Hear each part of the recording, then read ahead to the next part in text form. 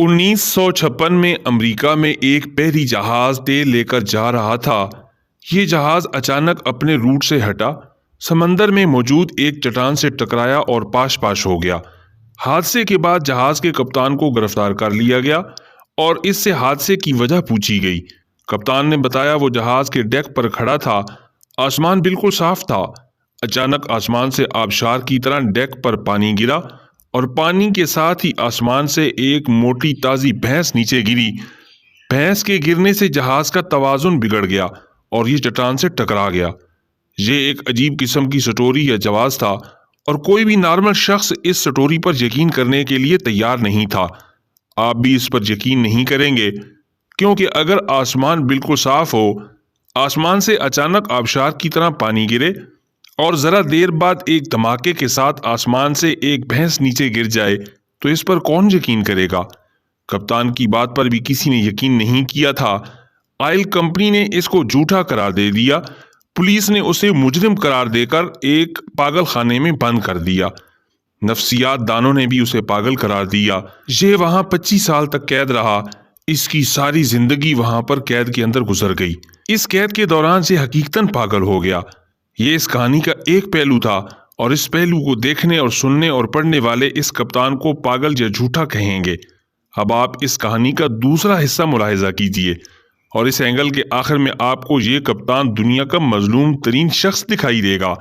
इस वाक़े के 25 साल बाद एयरफोर्स के एक रिटायर्ड अफसर ने अपनी यादाश्तों पर मबनी एक किताब लिखी। इस किताब में उसने इंकशाफ किया 1956 में एक पहाड़ी जंगल में आग लग गई थी और इसे आग बुझाने का टास्क दिया गया था। उसने एक जहाज के साथ पानी का एक बहुत बड़ा टैंक बांधा और वो इस टैंक को समंदर में डुबोकर भरता, जंगल के ऊपर जाता और पानी आग पर गिरा देता और टैंक भरने के लिए दोबारा समंदर पर चला जाता। वो एक बार पानी का टैंक लेकर जा रहा था कि उसे अचानक टैंक के अंदर उछल कूद महसूस हुई।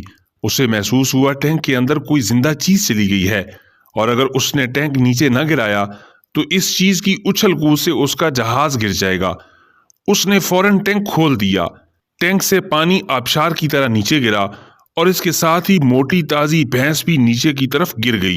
ये पानी और भैंस नीचे बहरी जहाज के डेक पर गिर गई। अब आप कहानी के इस पहलू को पहले एंगल से जोड़कर देखिए, आपको सारा सिनेरियो तब्दील होता हुआ दिखाई देगा। लिहाजा याद रखिए, आप जब तक दूसरे फरीक का मौक़िफ़ ना सुन लें उस वक्त तक आप किसी शख्स की कहानी, किसी शख्स की दलील पर यकीन नहीं करेंगे, क्योंकि जब तक मुल्जिम और मुद्दई का मौक़िफ़ सामने नहीं आता उस वक्त तक सूरत हाल वाज़ेह नहीं होती। हक़ाइक़ क्या होते हैं? हक़ाइक़ कहानी की तरह होते हैं और आप जब तक किसी कहानी का दूसरा पहलू या इसका दूसरा एंगल नहीं देख लेते उस वक्त तक वो स्टोरी मुकम्मल नहीं होती, उस वक्त तक हकीकत आपके सामने नहीं आती।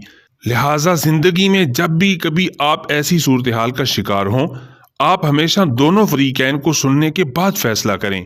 तारीख की किताबों में 1956 में ये दर्ज किया गया अमेरिका का एक सच्चा वाक़या है कि एक पायलट की जिंदगी तबाह हो गई, लेकिन उसकी गलती भी नहीं थी।